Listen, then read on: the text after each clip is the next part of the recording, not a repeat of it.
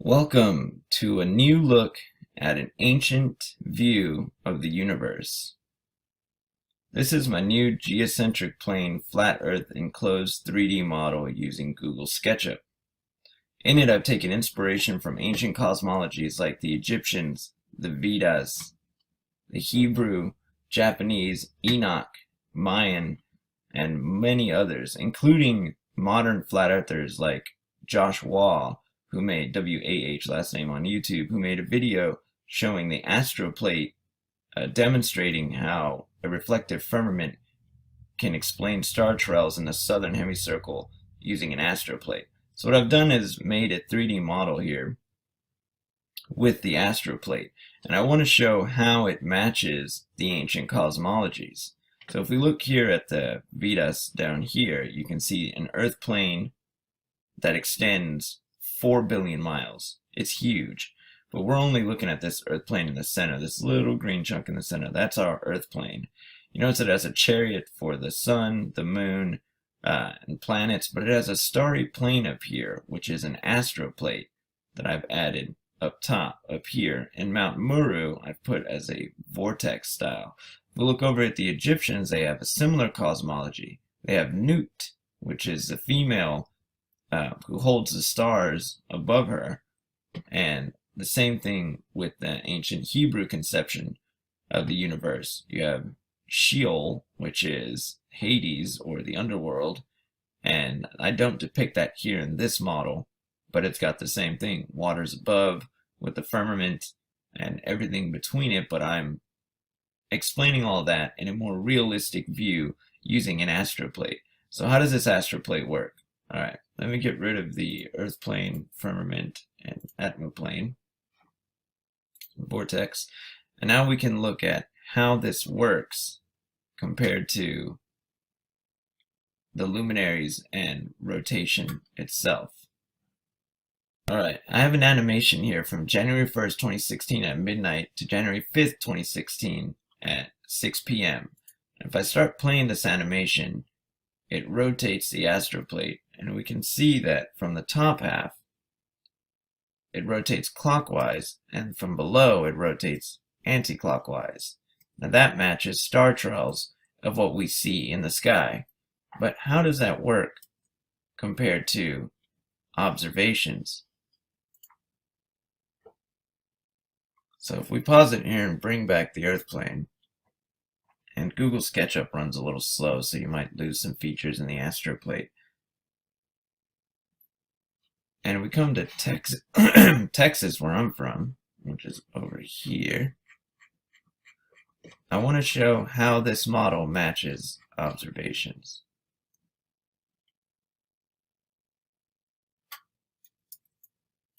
All right, there we go.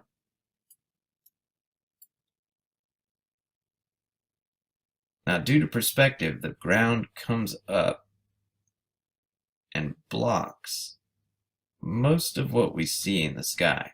And this is simple perspective, like looking down a corridor, you can't see the other end. The walls converge and the sky comes down and the ground comes up until they meet in the center. So if we rotate the astroplate, then you can see it's losing its features, that it's rotating counterclockwise here. And if I bring back the firmament and look over in this direction, you'll notice that I can see the top half here, but on the bottom half, I can't see it at all. And so if we switch to stellarium, we can see that looking north, this blue line represents the equator in the sky, or the cutoff point of the astroplate, and the red line represents the ecliptic. So if we move time, we can see that it's counterclockwise in the northern, and when we look south, it's clockwise in the southern. Remember, this blue line separates it. So when we look west, we end up seeing two opposite rotations in opposite hemicycles. Northern's counter, southern's clockwise, but together they meet as everything sets in the west and rises in the east. So this is simple perspective. Everything's rising from east to west, so when you look south, east is to your left, so it appears clockwise. When you look north, east is to your right, so it appears counterclockwise. And this matches the observations made here. The only difference is you can't see the southern section, which is reflecting off the firmament and would appear to be down here. And looking directly south, we would see a chunk of that over there, and then looking west, we would see everything setting, and back north, you can see part of Polaris, and some of Ursa Minor, and a few other constellations.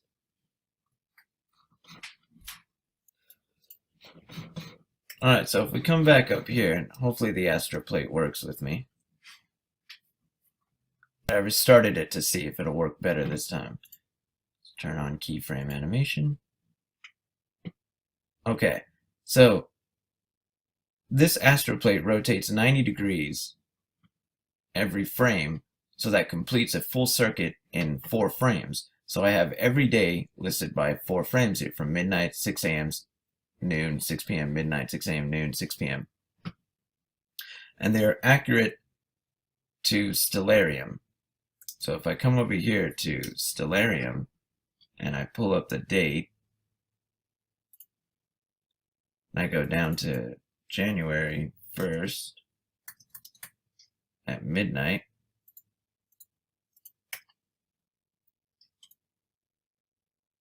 get rid of the floor, and we look at where the luminaries are. We'll start with the sun. There it is. The sun is in Sagittarius, and you can kind of see it, but it's between the legs of Sagittarius.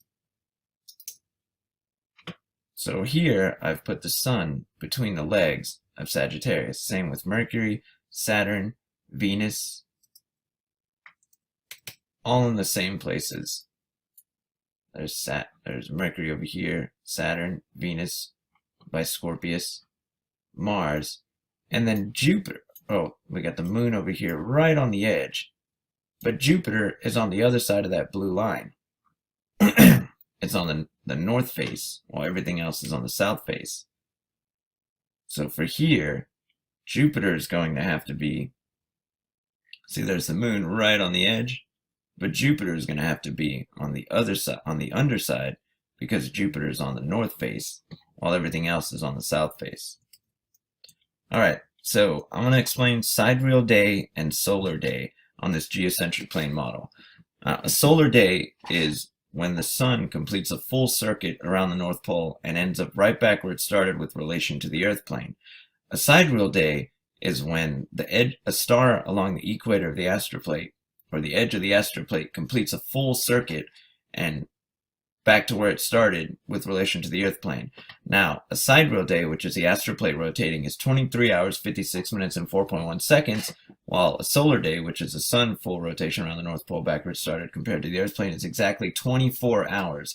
Now, the reason for that is because the sun proceeds along the ecliptic, which is this line right here that passes through the 12 constellations of the zodiac, like Aquarius, Capricornus, Sagittarius, Scorpius, Libra, Virgo, and then there's another 6 on the other side.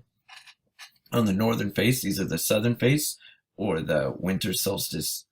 And since it's January 1st, December 21st would have been about right there, which would have been the December solstice. And on the other side, right in the center, is the June solstice. All right, so the reason that you have solar and sidereal days is because in 24 hours, if I just skip 4 frames, the astroplane won't turn because it'll make a full rotation. We'll see that the sun actually proceeded along the ecliptic during that full rotation. So when the sun rotates with the astroplate, it's proceeding, which means going backward, moving opposite the direction of the rotation. So if the astroplate is rotating clockwise, the sun is proceeding counterclockwise. Now the sun and the moon both proceed counterclockwise, and if I move another 24 hours, you'll notice the moon moves a lot, while the sun barely moves a little. And another 24 hours, same thing. Moon moves a lot, sun moves a little. And if we come to midnight on the 5th, we see that the sun is almost on the arm of Sagittarius while the moon is in Libra. And if we jump over here to Stellarium, to date and time, and we jump to the 5th, you can see exactly that. The moon is in Libra, and the sun, get that oriented properly. Oh, it's below us. The sun is on that leg of Sagittarius. The first it was here, second, third, fourth, fifth. And so the sun will continue to proceed along the ecliptic as well as the moon, but the moon moves twice as fast as the sun, so the moon will lap the sun inevitably. Notice how the sun is perfectly on the red line because it's on the ecliptic, while the moon is away from the ecliptic, beside the ecliptic. The moon crosses over the ecliptic right here. We're at the edge of the astroplate. So it's on this side of the ecliptic now, and when it crosses that blue line, which is from the south face to the north face, it'll cross the ecliptic and end up on this side. And then same thing, when it's on the below half, it'll cross the ecliptic while it's crossing the astroplate and end up on the other side. Right here where it crosses is where eclipses happen, lunar and solar. And so I want to make more videos depicting that in this 3D model, but it looks like I'm going to have to completely remake this 3D model because Google SketchUp is having trouble maintaining the features of the astroplate. Anyway, that's the video I made, wanting to show how the luminaries proceed along the ecliptic. Now the planets do something peculiar. The planets, or the wanderers, the reason they're called wanderers is because they wander along the ecliptic, and they look like stars. They're not the sun and moon, which are clearly not stars. For instance, Mercury, if we come down here to Mercury, Mercury never strays too far in front or too far behind the sun. But like the moon, Mercury crosses the ecliptic to one side of the ecliptic, goes in front of the sun, crosses back, and then goes behind the sun. Never too far in front or behind. Venus does the same thing, only it goes a little farther in front of and behind the sun. So as the sun is proceeding along the ecliptic, Mercury and Venus are also proceeding with the sun, but then they surpass the sun, and once they stop proceeding, then they retrograde. Once they stop proceeding with the sun, then they retrograde. And all retrograde means is the luminary is now moving the same direction as the rotation of the astroplate. So right now Mercury's in retrograde. And that's where a lot of astrology talks about retrograde motions of the luminaries. And there was a time when astrology was astronomy. They were one and the same. There was no difference. So Jupiter, for instance, Jupiter and Saturn, they retrograde differently than Mercury and Venus. While Mercury and Venus go around the sun, are never too far in front, never too far behind, crossing the ecliptic, Jupiter and Saturn proceed for Jupiter proceeds for about 9 months, stops, retrogrades for 5 months, and then proceeds for 9 months. Saturn proceeds for about, I believe it's close to that, like about a year, and then retrogrades for about half a year, something like that, and then proceeds. While Mars proceeds for about 3 years, retrogrades for 3 months, proceeds for 3 years, retrogrades for 3 months. So it's kind of a difficult concept to grasp. So I'll try to make a better video on retrograde motion of the luminaries with regard to the astroplate once I fix this. Once I fix this file in Google SketchUp.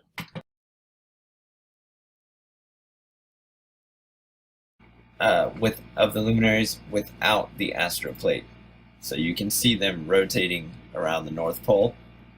Because they're moving with the astroplate, they're rotating around the North Pole, but they are all proceeding along the ecliptic on the astroplate.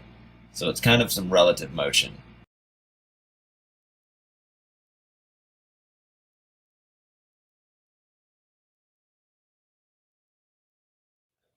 the astroplate and the luminaries with the sun and the moon.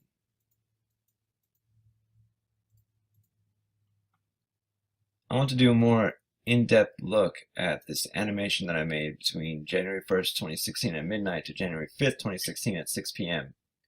And I just want to show the luminaries orbiting the North Pole along the ecliptic within the astroplate. So I'll go ahead and hit play on the animation, and I'll slowly start removing and adding the Earth plane and astroplate, and removing and adding the luminaries and sun and moon. So right here you can see that, oh, and if I move the mouse too much, it kind of makes the keyframe animation extension in Google SketchUp act slow when the animation turns, so you'll just have to kind of look at what I'm looking for or what I'm talking about. Okay, so if we look at the luminaries like Mercury, Venus, or Mercury, Mars, and Saturn are in orange, while the sun is yellow, the moon is kind of white, bluish white, and Venus is kind of a light purple. I made these colors this way because that is how they look. Those are the colors they exhibit when I look through my telescope. So when I remove the astroplate, you can see the luminaries still orbiting the North Pole. But since the luminaries precede and retrograde along the ecliptic, their circles aren't perfect circles. They're basically spiraling or spiraling down or winding down. Now the one thing that's hard to understand, if we just remove the luminaries and look at the sun and moon, is that the sun and moon are on the top half of the plate right now, which is the southern hemicircle of the sky, which means that it's reflected off of the firmament. So if I take the sun here, make a copy of it,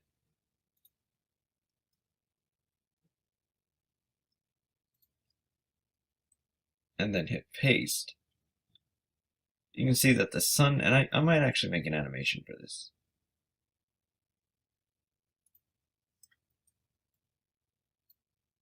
The sun would actually appear to be right there due to the reflection of the firmament.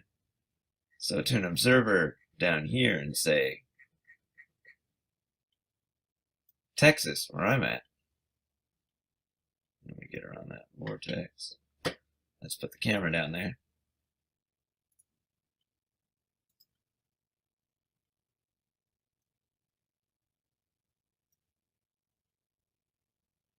Fix the ground. There we go. So to an observer looking, oops, the ground too high.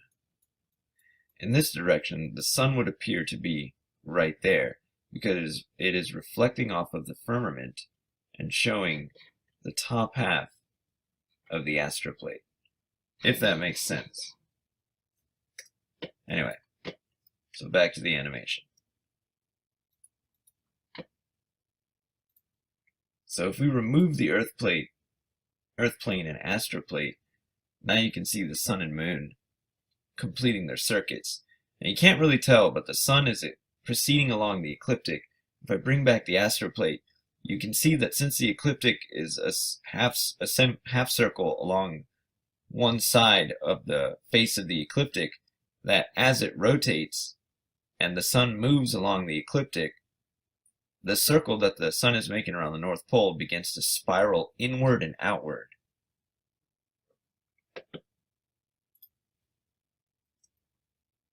So when the sun is right here, it is the autumn equinox. When the sun is right here, it's the day after vernal equinox. Same thing on the other side. When the sun is right here, it's vernal equinox, and when the sun is right here, it's the day before autumn equinox. And so when the sun is here, that's summer solstice or June solstice because it's in the Gemini. And when the sun is here, it is in winter solstice or the December because it's in Sagittarius. So as the sun, as the sun slowly proceeds along the ecliptic, the circles that it's making, the circles that it's making around the North Pole, as it gets to the center, the perfect center, which would be December 21st, the circle would be the smallest. But as it gets out to the edges, the circle would be much wider. But when it flips to the other side, through the Enoch door, it also makes its way to the center. But on the bottom face, the north face, this is when it's over the Tropic of Cancer, and then it slowly makes its way to the equator, flips up to the top side, and when it's right over the December solstice, it's physically over the tropic. It's physically over the northern Tropic of Cancer, but it's reflecting off the firmament and appearing to be over the Tropic of Capricorn. And all the luminaries do the same thing. So like I said, it's kind of a difficult thing to grasp, but this is why I make these videos.